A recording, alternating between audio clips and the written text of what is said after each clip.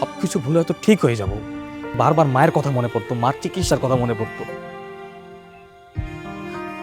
আমি যখন রুবাকে বিয়ে করি, বাসরাতে যখন একসাথে এতগুলো টাকার গহনা দেখি, আর নিজেকে সামলাতে পারিনি।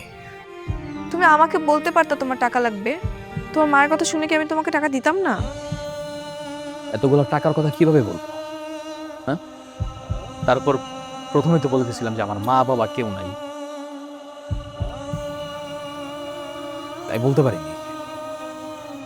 তবে আমি জানি আমি অনেক বড় অন্যায় করে ফেলছি। পারলে আমার ক্ষমা করে দিও সাহেব। আমি জানি আমি অনেক বড় অন্যায় করে ফেলছি।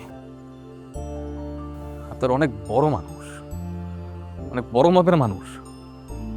আমার মধ্যে এরকম রাস্তা একটা ছেলেকে নিজের বাসায় এনে আশ্রয় দিয়েছেন, কোনো কিছু না জেনে না